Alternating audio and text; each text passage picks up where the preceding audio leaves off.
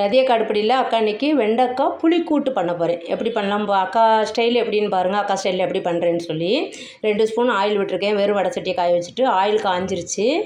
நம்ம வந்து இந்த 1/4 கிலோ 1/4 டீஸ்பூன் நறுக்கி வச்சுருக்கிறேன். இப்படி கொஞ்சம் பெருசு பெருசாக நறுக்கி வச்சுருக்கேன் அக்கா. ரொம்ப மெலிசாக நறுக்கலை. இது புளிக்கூட்டு செய்ய அக்கா கொஞ்சம் பெருசு பெருசாக நறுக்கி வைப்பேன். இங்கே பாருங்கள், ரொம்ப மெலிசாக நறுக்கலை. இது கொஞ்சம் வெறுமையாகவே வதக்கி எடுத்துக்கணும். வதக்கும் போது சால்ட்டு போடாமல் வதக்குங்கப்பா. அப்போ தான் நம்மளுக்கு வந்து அந்த பிசுபிசுப்பு இருக்காது. இங்கே பாருங்கள், ஒரு வலுவழுப்பு தன்மை ஒன்றுமே இல்லை பாருங்கள். இப்போ பாதி வதக்கியிருக்கேன், இன்னும் கொஞ்சம் பாதி வேகணும். கொஞ்சம் வேகிற மாதிரி நல்லா வதக்கிடலாம். ஒரு பிசுபிசுப்பு வலுவழுப்பு ஒன்றும் இருக்காது. நீங்கள் வந்து சால்ட்டு போட்டுறக்கூடாது. ஆயில் கொஞ்சம் கூட ஊற்றிக்கோங்க. அக்கா ரொம்ப ஆயிலும் ஊற்றலை பாருங்கள், ஆயிலே இல்லை பாருங்கள். இப்படி வதக்கி கொடுக்கலாம். மீடியம் ஃப்ளேம்லேயே வச்சு வதக்கி கொடுங்க. இப்போ வெண்டைக்காய் நல்லா வதங்கிருச்சுங்கிறது உங்களுக்கு நிறத்துலேயே தெரிஞ்சிருக்கும். பாதி வதங்கிருச்சு போதும். இனிமேல் நம்ம அது புளிக்கூட்டு செய்யும்போது பாதி வெந்துடும். அதுலேயே இப்போ நிறம் எப்படி நம்ம நல்லா மாறி இருக்கு பாருங்கள், வதங்கிருச்சு. இப்போ பிளேட்டுக்கு மாற்றிக்கலாம். இப்போ அக்கா அதே வடை சட்டியில் ஒரு 3 ஸ்பூன் ஆயில் விட்டுருக்கேன். இப்போ நம்ம ஒரு 1/2 ஸ்பூன் கடுகு, 1/2 ஸ்பூனு உளுத்தம்பருப்பு எண்ணெய் காய்கிறதுக்குள்ளே போட்டேன்னு நினைக்கிறேன். கொஞ்சம் பொடியட்டும். இப்போ உளுத்தம்பருப்பு செவந்து கடுகு பொடிஞ்சிட்ருக்குது. அக்கா மீடியம் சைஸ் பெரிய வெங்காயம் 2 பொடியாக கட் பண்ணி வச்சுருக்கேன். ஒரு பச்சை மிளகா வாசனைக்கு கொஞ்சோண்டு கறிவேப்பிலை. இதெல்லாம் கடுகு பொடிஞ்சிடுச்சு. இப்போ போட்டு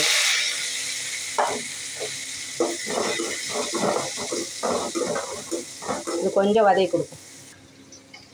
இப்போ வெங்காயம் வதங்கட்டும். ஒரு குட்டி டிப்ஸு, இந்த பச்சை மிளகா வச்சுருக்கேன் பாருங்கள். இந்த தூள் உப்புக்குள்ள என்ன தூள் உப்பு நம்ம வாங்கினாலும் இந்த பச்சை மிளகா உள்ளே வச்சுட்டிங்கன்னா இது நிறம் மாறிட்டே வந்து காயும் போது எடுத்து போட்டு வேறு பச்சை மிளகா வச்சிடணும். அப்போ உப்பு வந்து வெயில் காலத்தில் மழை காலத்தில் நமத்து போகாமல் அப்படியே நல்லா உதிரியாக இருக்கும். அதுக்காக அந்த மாதிரி பச்சை மிளகா போட்டு வச்சுருக்கேன். கல்லுப்புலேயே இந்த மாதிரி 2 பச்சை மிளகா 1 பச்சை மிளகா நீங்கள் போட்டு வச்சிட்டிங்கன்னா அது வந்து நமத்து போகாமல் தண்ணி விடாமல் இருக்கும். இப்போது நம்ம இந்த அளவு சால்ட்டு ஃபஸ்ட்டு போட்டுக்கலாம் ஆனியனை வதங்குறதுக்கு. அக்கா தூள் உப்புல கல் உப்பில் தான் தூள் உப்பாக அக்கா மிக்சியில் அரைச்சி வைப்பேன். தூள் உப்பு கடையில் வாங்க மாட்டேன். அப்போல்லாம் அந்த பச்சை மிளகா நம்ம குத்தி வச்சிட்டோம்னா அது பாட்டுக்கு உதிரியாக இருக்கும். நல்லா வதங்கிருச்சு.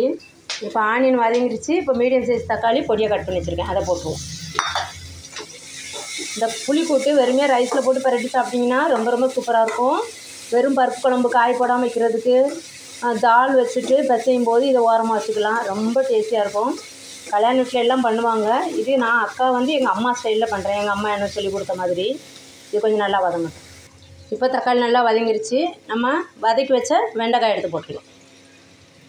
எல்லாத்தையும் போட்டுட்டு காரம் அவங்கவுங்களுக்கு எடுத்த மாதிரி எடுத்துக்கோங்க. நான் பெரிய ஸ்பூன் ஃபுல்லாக தனி மிளகாத்தூள் அக்கா எடுத்துருக்கிறேன்.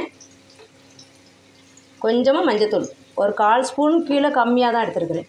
தனியாத்தூளும் பெரிய ஸ்பூனில் சேம் எடுத்துருக்கிறேன். இன்னும் காரம் பத்தலைனா கூட நீங்கள் போட்டுக்கலாம், உங்களுக்கு காரம் தேவைன்னா. இப்போ இந்த புளி கரைசல் அக்கா ஊற்றிடுறேன். ஒரு 4 ஸ்பூன் இருக்கும் புளி கரைசல். அவ்வளோதான். இன்னும் கொஞ்சமாக நம்ம வாட்ரு ஆட் பண்ணணும். இப்போ நம்ம ஒரு 1/2 கிளாஸ் 50 ml வாட்டர்னு வச்சுக்கோங்க, அது ஊற்றிக்கிறோம். ஊற்றிட்டு நல்லா கலந்து விட்டுட்டு உங்களுக்கு சால்ட்டு காரம்லாம் அவங்கவுங்களுக்கு ஏற்ற மாதிரி பார்த்துக்கலாம்.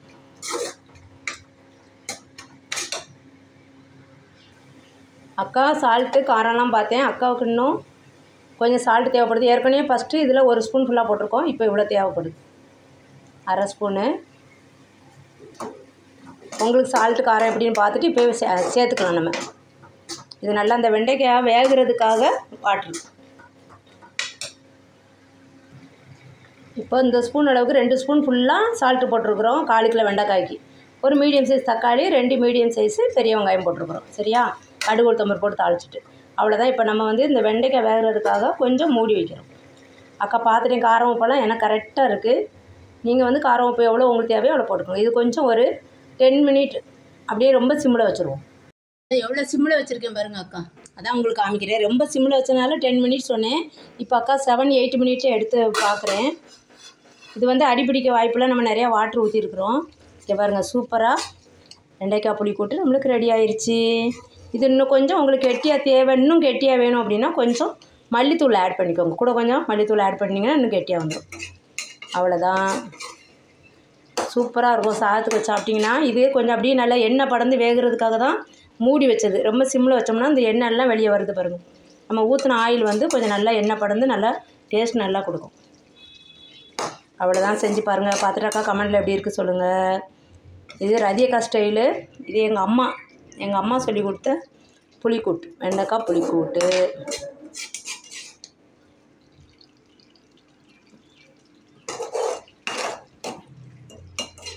தேங்க்யூ.